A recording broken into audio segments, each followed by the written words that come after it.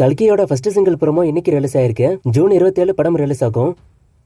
ஐபிஎல்னு ஒரு படத்துக்கான title look இன்னைக்கு ரிலீஸ் ஆயிருக்கு. கருணாகரன் டைரக்ஷன்ல கிஷோர் அபிராமி, டிடிஎஃப் வாசன் நடிக்கிறாங்க. அஸ்வின் விநாயகமூர்த்தி மியூசிக் பண்றாரு.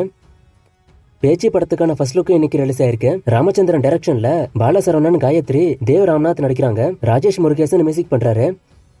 ராம்பத்னியோட டபுள் ஐ ஸ்மார்ட் படம் ஆகஸ்ட் 15 ரிலீஸ் ஆக போகுது. இது அபிஷியலா இப்ப சொல்லிட்டாங்க. நானியோட Saripodhaa Sanivaaram first single release ஆயிட்டு மூவிக்கான ஷூட்டிங் போய்கிட்டு இருக்கு. விவேக் ஆத்ரேயா டைரக்ஷன்ல நானி, பிரியங்கா மோகன், எஸ்.ஜே. சூர்யா நடிக்கிறாங்க. ஜேக்ஸ் பிஜாய் மியூசிக் பண்றாரு. யாஷோட டாக்ஸிக் மூவில நயன்தாரா தான் யாஷிக்கு சிஸ்டர் ரோல் பிளே பண்ண போறதா ஏற்கனவே ஒரு நியூஸ் வந்துச்சு, நானும் சொன்னேன். அது இப்போ ஆல்மோஸ்ட் கன்ஃபார்ம் ஆயிருக்கு. அண்ட் கேரா அத்வானி தான் இந்த மூவில யாஷிக்கு ஜோடியா வர போறாங்க. சிவகார்த்திகேயனோட SK 23 மூவில விக்ராந்தும் நடிக்க போறதா அபிஷியலா இப்ப சொல்லிட்டாங்க.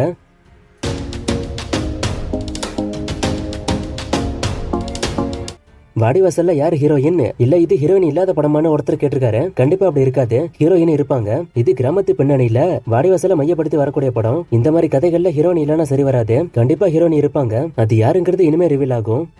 தக்லைஃபோட ஷூட்டிங்ல ஏதோ ப்ராப்ளம்னு சொல்றாங்க. அது என்ன? சிம்பு படம் ஃபுல்லா வருவாரான்னு கேட்டிருக்காரு. கண்டிப்பா வருவாரு. ஏன்னா தக்லைஃப்ல இது வரைக்கும் ஷூட் பண்ண மேக்ஸிமம் போர்ஷன்ல சிம்புவும் இருந்திருக்காரு. சோ அதனால அவர் படம் ஃபுல்லா வர வாய்ப்பு அதிகம். ஷூட்டிங்ல எனக்கு தெரிஞ்ச பிரச்சனை ஒண்ணு இல்ல. ஃபர்ஸ்ட் ஒரு பிரச்சனை இருந்துச்சு. சிம்பு வேல்ஸ் கடையில ஒரு பிரச்சனை ஒண்ணு இருந்துச்சுல. அப்ப வேல்ஸ் என்ன சொன்னாங்கன்னா, எங்க படத்தை முடிச்சு கொடுத்துட்டு தான் சிம்பு தக்லைஃபுக்கு போகணும்னு சொன்னாங்க. ஆனா இது முன்னாடி இருந்தது, அதுவும் இப்ப சரியாயிட்டு. விடாமுறிச்சு தீபாவளிக்கு வரலனா கங்குவா படமும் விடுதலை 2வும் நேருக்கு நேர் மோதுமானு ஒருத்தர் கேட்டிருக்காரு. தீபாவளி ரிலீஸ பொறுத்த வரைக்கும் எது கிளாஷ் ஆகும்னு இப்போதைக்கு கன்ஃபார்மா சொல்ல முடியாது. இப்ப எக்ஸாம்பிளுக்கு ஒரு 10 படங்கள் தீபாவளிக்கு வரப்போகுதுன்னு அப்டேட் வந்துகிட்டே இருக்கும். ஆனா கடைசி சமயத்துல தான் எந்தெந்த படம் வரும், எந்தெந்த படம் கிளாஷ் ஆகும்னு தெரியும். சோ நம்ம அதை வெயிட் பண்ணி தான் பார்க்கணும். நான் அப்டேட் வந்தா சொல்றேன். ஆக்டர், டைரக்டர், மியூசிக் டைரக்டருக்கு இப்ப ஆப்பர்ச்சுனிட்டி வரலனாலும் ரிச்சாவே இருக்காங்க. அது எப்படின்னு கேட்டிருக்காரு. ஆப்பர்ச்சுனிட்டி வரும்போது வந்த காசு தான். நிறைய பேர் சினிமாவை மட்டுமே நம்பி இருக்க மாட்டாங்க, ஒரு சிலர் மட்டும்தான் அப்படி இருப்பாங்க. நிறைய பேர் என்ன பண்றாங்கன்னா, ஒரு படம் பண்ணி அதுல வரக்கூடிய காசுல ஏதாச்சும் பிசினஸ் ஆரம்பிச்சிடுறாங்க, இல்ல எதுலாச்சும் இன்வெஸ்ட் பண்றாங்க. சோ இதுதான் உங்களுக்கு வாய்ப்பு இல்லனாலும் பணம் வர்றதுக்கான காரணம். இப்ப எக்ஸாம்பிளுக்கு சூரி கிட்டே பாத்தீங்கன்னா நிறைய ஹோட்டல்ஸ் இருக்கு. ஆனா சூரிக்கு ஒண்ணு இப்ப வாய்ப்பு இல்லாம இல்ல. ஒருவேளை சூரிக்கு வாய்ப்பு இல்லாம போனா கூட அந்த ஹோட்டல்ஸ் அவரை காப்பாத்தும். சர்ஃபிரா படம் தமிழ்ல வருமா? சூர்யாவோட கேமியா கன்ஃபார்மானு கேட்டிருக்காரு. கேமியா கன்ஃபார்ம் தான், ஆனா படம் தமிழ்ல வருமானு தெரியல. ஏன்னா ஏற்கனவே தமிழ்ல வந்த படத்தோட ரீமேக் தானே இது, அதனால டவுட் ஆயிருக்கு.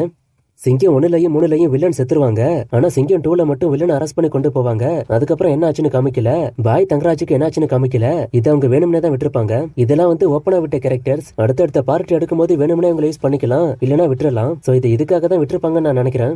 அரண்மனை 4 சேட்டலைட் விஜய் டிவி வாங்குறது கன்ஃபார்மான ஒருத்தர் கேட்டிருக்காரு. அது இன்னும் கரெக்டா தெரியல. ஆனா சேட்டலைட் அண்ட் ஓடிடி ரெண்டும் சேர்த்து 16 கோடிக்கு போனதா நியூஸ் வருது. ஓடிடி ஹாட்ஸ்டார், விஜய் டிவிக்கு போக வாய்ப்பு இருக்கு. டிரான்ஸ்ஃபார்மர்ஸ்ல எனக்கு பிடிச்ச மூவிஸ ஆர்டர் வைஸ் ஒருத்தர் கேட்டிருக்காரு. நான் இந்த மூவிஸை ரிவாச் பண்ணாதான் இதுக்கு பதில் சொல்ல முடியும். ரீசெண்டா பைரட்ஸ் ஆஃப் தி கரேபியனோட எல்லா பார்ட்டையும் நான் ரிவாச் பண்ணேன், அதனால அதுக்கு பதில் சொன்னேன். ஆனா இதுக்கு ரிவாச் பண்ணாதான் சொல்ல முடியும். இந்தியன் 2 செகண்ட் ஹாஃப்ல தான் இந்தியன் தாத்தா வருவாரான்னு கேட்டிருக்காரு. அது கரெக்டா இப்போதைக்கு தெரியல, படம் பார்த்தா தான் தெரியும். பேரரசு ஏன் இப்ப படம் பண்றது இல்லன்னு ஒருத்தர் கேட்டிருக்காரு. ஸ்டார்டிங்ல அவரோட மூவிஸ் நல்லா போனாலும் அதுக்கப்புறம் நிறைய மூவிஸ் அவருக்கு ஃபிளாப், அதனால அவருக்கு வாய்ப்புகள் பெருசா கிடைக்கல. ஆனா இப்ப அவர் நினைச்சா ட்ரை பண்ணி ஒரு படமாவது பண்ண முடியும், அதை வச்சு மேல வர முடியும். ஆனா அவர் வேணும்னே தான் ட்ரை பண்ணாம இருக்காருன்னு நினைக்கிறேன். அமிர்தாவோட அடுத்த படம் பத்தி கேட்டிருக்காரு. ஹனுமான் 2ல இருப்பாங்க. சுந்தர்சியோட அடுத்த படம் பத்தி கேட்டிருக்காரு. கலகலப்பு 3 தான். சங்கமித்ரா எடுக்க போறதா சொன்னாங்க. ஆனா இப்ப அதுக்கு முன்னாடி கலகலப்பு 3 தான் வரும் போல. ஜீவாவோட கெரியர்ல எது அதிகமா கலெக்ஷன் பண்ண படம்னு கேட்டிருக்காரு. ஜீவா கெரியர்னா நண்பன் தான், ஆனா அது அவரு சோலோவா பண்ண படம் இல்ல. இதை தவிரனா சிவா மனசுல சக்தி தான் பண்ணிருக்கும், ஆனா அதோட வசூல் ரிப்போர்ட் இல்ல. இது மட்டும் இல்ல, எந்த ஜீவாவோட மூவிஸ்க்கும் வசூல் ரிப்போர்ட் இல்ல. இப்ப நான் சிவா மனசுல சக்தி அதிக வசூல் பண்ணிருக்குன்னு சொன்னதே ஒரு கெஸ் தான், அந்த படம் ஓடுனதை பொறுத்து. குட் பேட் அக்லில நஸ்லான் இருக்காரான்னு கேட்டிருக்காரு. அவரும் இருக்காரு. நான் ஏற்கனவே இதை பத்தி சொன்னேன். கபாலி படம் நல்லா இருக்குமா, பாக்கலாமான்னு கேட்டிருக்காரு. இந்த மாதிரி கேள்வியை கண்டிப்பா நான் எதிர்பார்க்கல. எனக்கு டீசென்டான படமா தான் இருந்துச்சு. துப்பாக்கியோட புக்கிங்ஸ் எப்போன்னு கேட்டிருக்காரு. இந்த வாரம் ஓப்பன் ஆக வாய்ப்பு இருக்கு. கருடனோட கலெக்ஷனை கேட்டிருக்காரு. 50 கோடி கிராஸ் பண்ணிட்டு. தியாகராஜா குமாரராஜாவோட அடுத்த படம் பத்தி கேட்டிருக்காரு. அதுக்கான அப்டேட் ஒன்னும் இல்ல, நான் வந்தா சொல்றேன். ஸ்டார் மூவில 3 சர்ப்ரைஸ் இருக்குன்னு சொன்னாங்க, ஆனா 2 சர்ப்ரைஸ் தான் இருக்கு. இன்னொன்னு என்னன்னு ஒருத்தர் கேட்டிருக்காரு. நான் இதை சொல்லல, இதை சொன்னவங்க என்ன நினைச்சு சொன்னாங்கன்னு எனக்கு தெரியல. எனக்கு ஒரு நல்ல சர்ப்ரைஸா பட்டது வெற்றிமாறன கடைசியில காமிச்சது.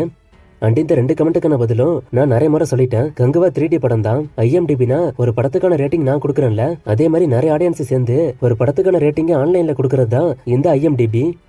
நிறைய பேர் மகாராஜா படத்துக்கான ரிவ்யூ கேட்டீங்க. நேத்து என்னால பார்க்க முடியல. உங்களுக்கே தெரியும் நேத்து எனக்கு உடம்பு சரியில்லை, அதனால பார்க்க முடியல. இன்னைக்கு தான் பார்த்தேன். படத்தோட ஃபர்ஸ்ட் ஹாஃப் சரி செகண்ட் ஹாஃப் சரி எனக்கு ரொம்பவே பிடிச்சது. நிறைய பேர் ஃபர்ஸ்ட் ஹாஃப் நெகட்டிவா சொன்னாங்க, ஆனா அதுவுமே எனக்கு பாசிட்டிவ் தான். ஃபர்ஸ்ட் ஹாஃப்ல நிறைய சீன் புரியாம இருக்கும், அதனாலதான் நிறைய பேர் நெகட்டிவா சொல்லிருப்பாங்க. ஆனா அதுக்கான விளக்கமும் செகண்ட் ஹாஃப்ல இருக்கும். எனக்கு தெரிஞ்ச மூவிக்கு தேவையில்லாத காட்சிகள்னு ஒரு சில சீன்ஸ் தான் இருக்கு, ஆனா அந்த சீன்களுமே கூட நல்லா தான் எடுத்திருக்காங்க. ஹீரோ ஹீரோயினுக்கான ரொமான்ஸ், அப்பா பொண்ணு சென்டிமெண்ட்னு இப்படி எந்த காட்சிகளும் வச்சு நம்மள சோதிக்கல. அது இன்னொரு நல்ல விஷயம். மூவில நடிச்ச எல்லாருமே சூப்பரா நடிச்சிருக்காங்க. டோட்டலாவே ஒரு நல்ல படம், கண்டிப்பா பார்க்கலாம். இன்னைக்கு சாட்டர்டே ஷோ கேம் உண்டு. இது எந்த மூவிக்கான ஃப்ரேம்னு கண்டுபிடிங்க. இன்னும் நிறைய மூவிஸ்க்கான அப்டேட் கேட்டிருக்கீங்க. இந்த மூவிஸ்க்கான அப்டேட்லாம் நான் அடுத்தடுத்த வீடியோஸ்ல கொடுக்குறேன்.